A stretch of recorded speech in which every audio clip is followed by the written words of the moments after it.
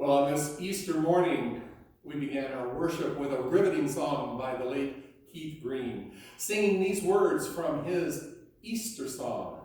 Hear the bells ringing, they're singing that you can be born again. Hear the bells ringing, they're singing Christ is risen from the dead. The angel up on the tombstone said that he has risen just as he said. Quickly now, go tell his disciples that Jesus Christ is no longer dead.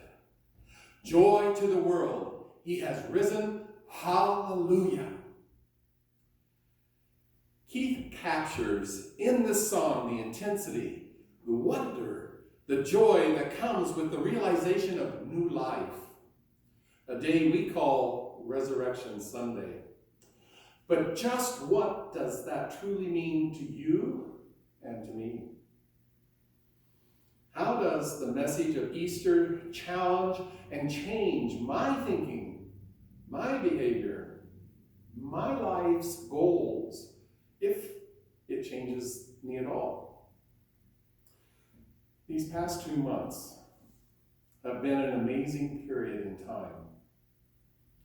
What started out to be an ordinary season of Lent, where we normally talk about taking time out to think about our relationship with God, a time where we give up something in order to remind us to think about our spiritual health, a time where we too are to ponder Jesus' sacrifice and what it means in our life, has turned from a mental exercise into reality.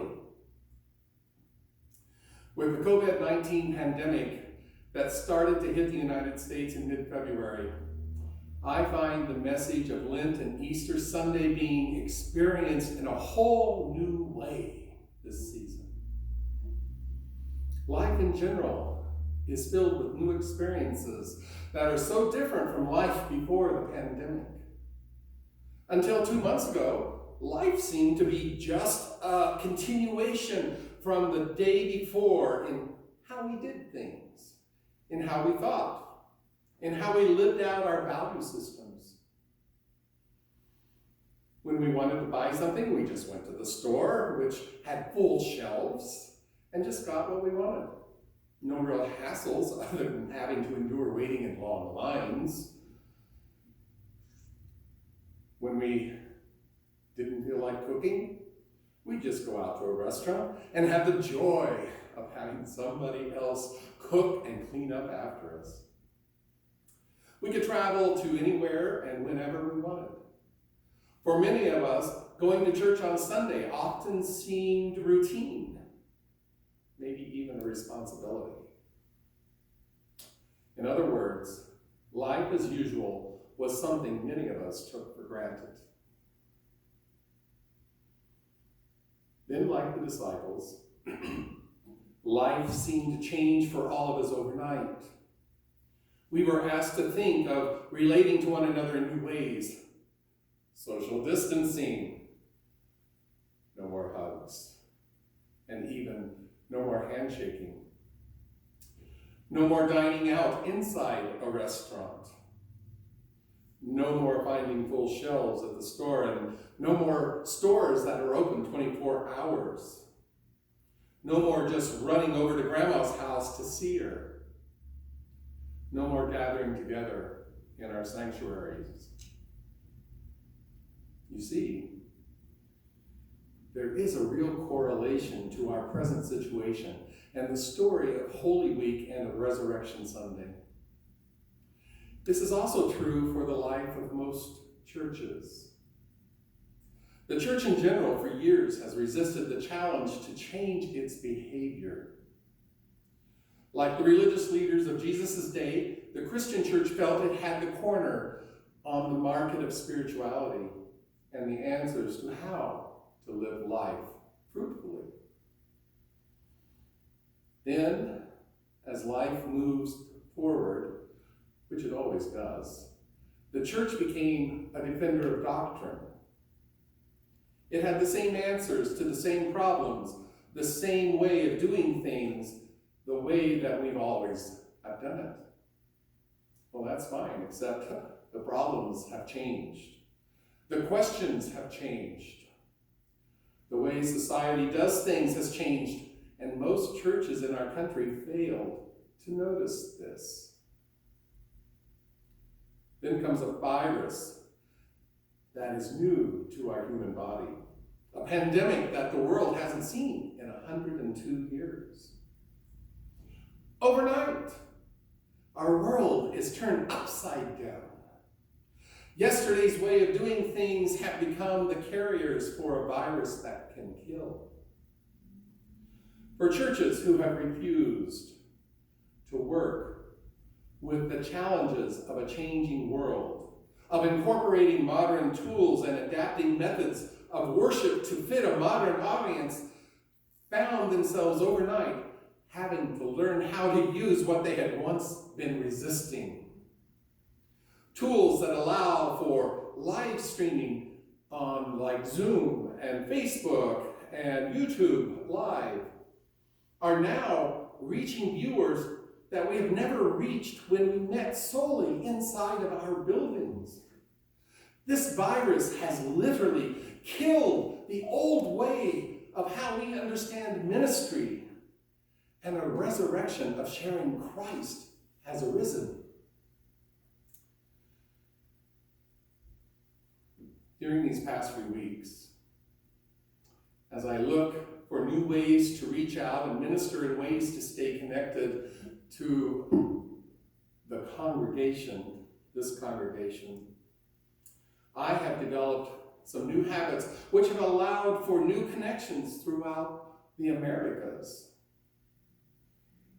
In rereading some books on my shelves that have helped inspire me in the past, I have reacquainted myself with one written by one of my mentors, Reverend Dr. Rodney Romney. And in chapter 7 of his book, Wilderness Spirituality, Finding Your Way in an Unsettled World, Dr. Romney refers to the feelings of an uncertainty of life that comes when we navigate living in a wilderness.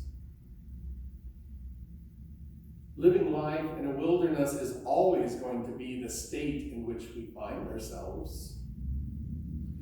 From the first action of free will, humanity has lived in a broken state of human polarization, gender mistrust, racial inequalities, and economic disparities.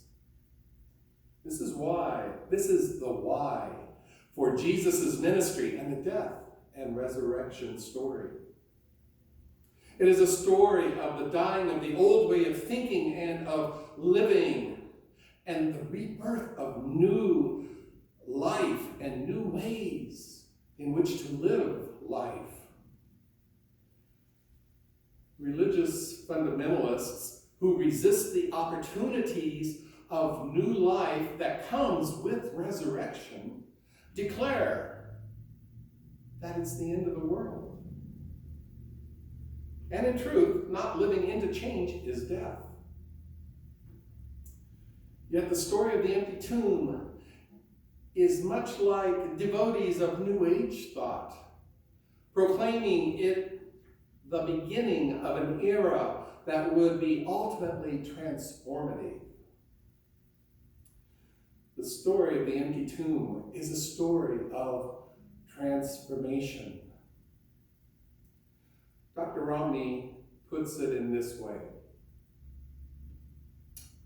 We have one collective foot planted in the soil of an old order that is dying, and the other in midair trying to find some solid ground on which we can build our stake in the future.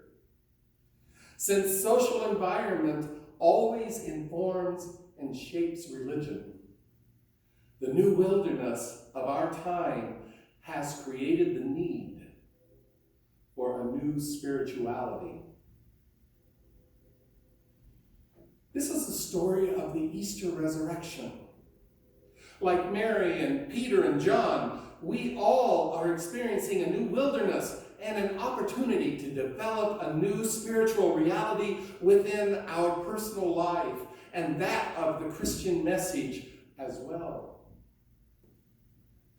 As a church, we have experienced the death of the old ways of gathering. We have had to adapt to a new way of thinking and a new way of sharing our ministries. Not just among ourselves, but to a larger world. Like Mary, Peter, and John, we don't currently understand all of the implications of how life has changed and what this change will bring for the future. This will be revealed to us over time. The question for us is how we engage in a new life, in a resurrection in the midst of living in the wilderness. Last Friday was the death of the old way of life. Today is the recognition, the celebration of new life. The story of the empty tomb is a story of a resurrected life that comes out of the death of the old.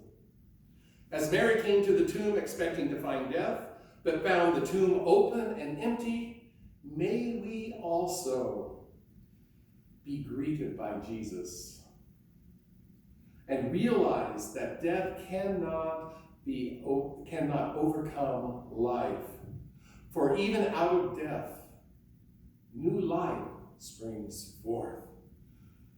Christ is risen. Christ is risen indeed. Hallelujah.